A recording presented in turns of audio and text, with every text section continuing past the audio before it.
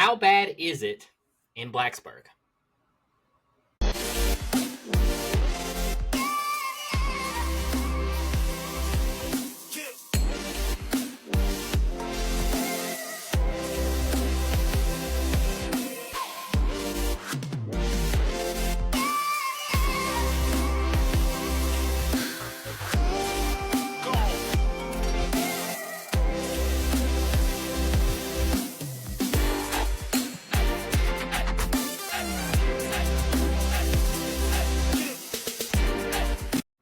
Welcome to Tyler's Talking Sports. If this is your first time tuning in on Facebook or YouTube, be sure you're following us on Facebook and hit that subscribe button on YouTube.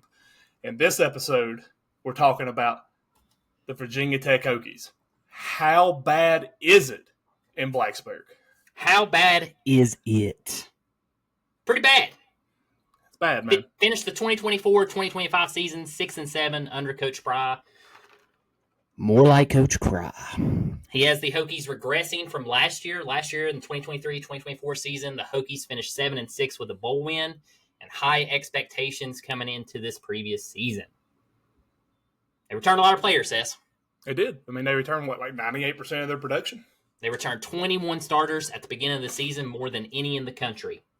11 on offense, 8 on defense. Yeah. I mean... And still didn't perform. They didn't. I mean, I was sitting here at the beginning of the year during our college football preview. I mean, I had Tech possibly win the ACC. I had them at least 12-1. I mean, looking at their schedule, they had Vandy. The game that I was kind of circling was the one that you attended personally, the Clemson game, and they easily could have went into that game undefeated. And like you said in previous episodes, they were leading at half at that Clemson game. Yeah, they were leading, I think, 10-7, somewhere around there. Maybe 7-0. I can't remember what the score was, but it was a low-scoring game. 7-0, I believe that's what it was. The Hokies actually returned a field goal. Yeah. They blocked a field goal. And took it back. And returned it. Yeah, that was great to see in person. The expectations, though, for that team were high. I mean, they beat Miami. I will say that, but how good was Miami? Syracuse beat Miami.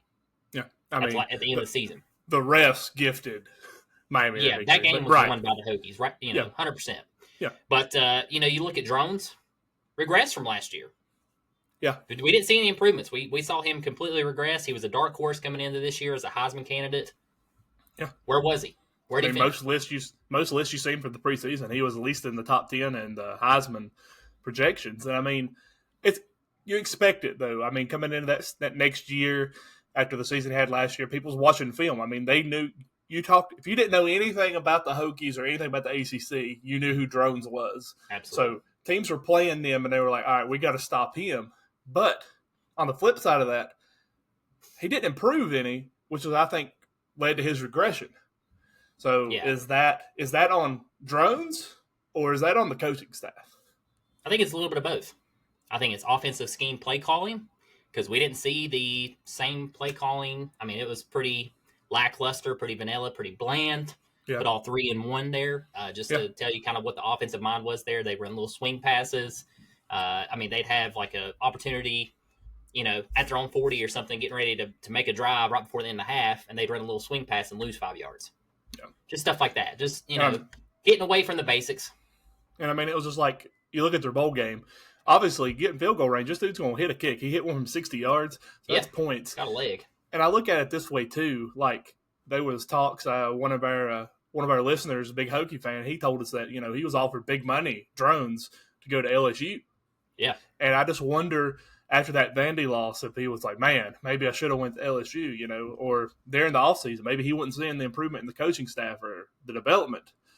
But growing up in Southwest Virginia, I grew up a Hokie fan, just cheering for them backdoor, what are they? 2.5 hours up the road? 2 hours.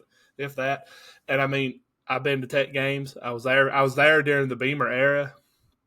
And I know when Fuente got to Tech, there was a lot of high expectations because, the team that Beamer left him and what Fuente was bringing to the table, they knew he's a good recruiter. He's good at developing quarterbacks. This was going to be key. But they got away from recruiting the state of Virginia. Now, Pry has brought back recruiting the state of Virginia, but I feel like they went so many years without that now people don't want to go to Virginia Tech. You look at the state of Virginia as a whole in football, the only reason we talk about Tech and UVA is because they're in the ACC.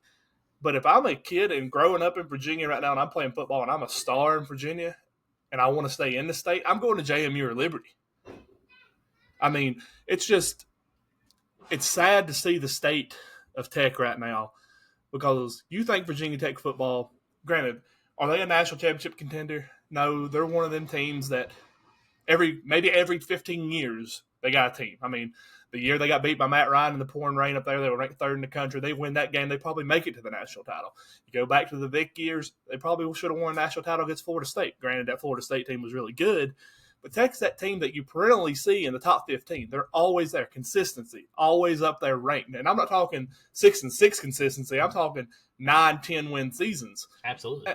And they've got so far away from that. And you mentioned this, and something I really hadn't noticed personally was they sell out the games.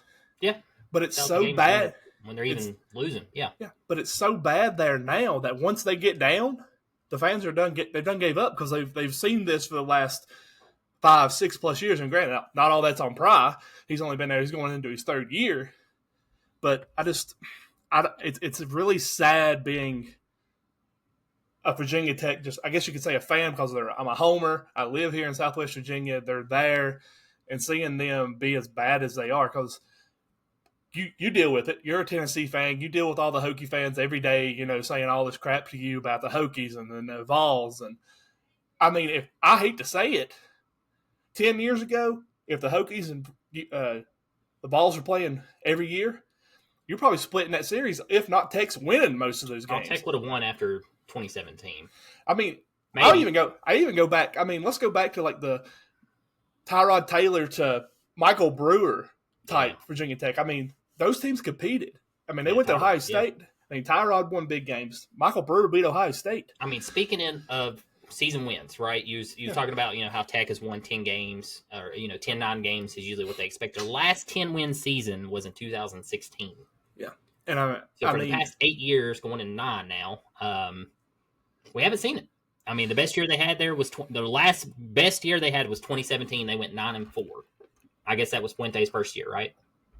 I think that was Fuente's first year. I think that was Fuente's first year, and then it just went 6-7. No, that was his second year. Okay, so 2016 they went 10-4. 2017 9-4. 2018 6-7. Yep. Bounced back a little bit in 2019 8-5. 2020 5-6. 2021 6-7. 2022 3-8. 2023 7-6, and this past year 6-7. Yeah, and I mean, just not what we expect out of the Hokies. And if I'm a Hokie fan, I'm excited to see Tootin go to the draft. He's the best player probably on that team, besides the defensive ends, obviously. Yeah, but he's going into a stout running back class coming into this draft, rather. Yeah. Had a great season. He's the only player I've really seen improved offensively on that team from last year. He did rush for over 1,100 yards. He broke a single game rushing record. So hats off to him. Tootin did improve from last year to this year.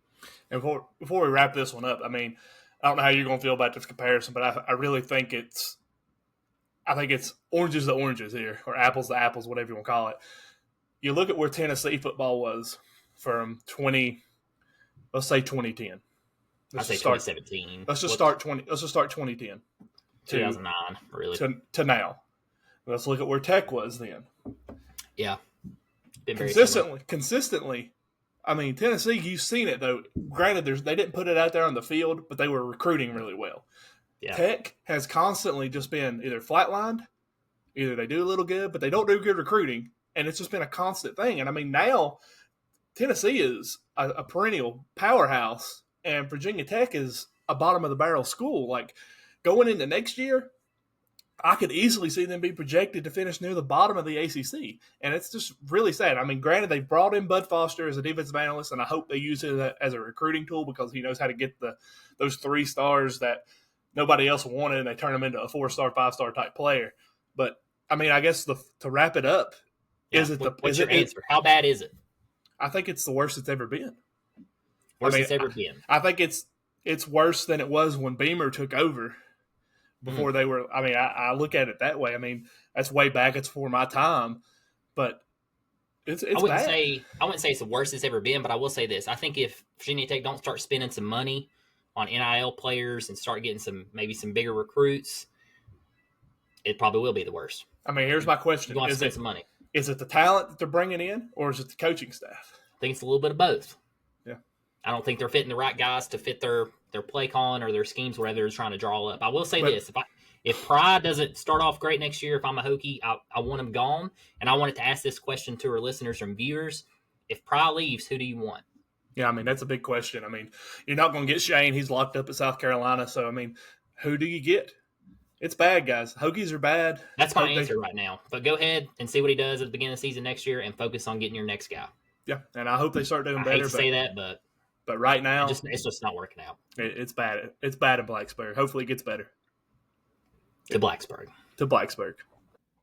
Thank you for tuning in to Tyler's Talking Sports. If you enjoyed this content, be sure to check out our full episodes available on all major podcasting platforms. We release two-hour episodes every week, airing Mondays and Thursdays at 6 a.m. Eastern Time, where we deep dive into the world of college sports. Don't forget to hit that subscribe button to our YouTube channel and follow us on Facebook for more updates and exclusive content. Your support means the world to us. Thank you.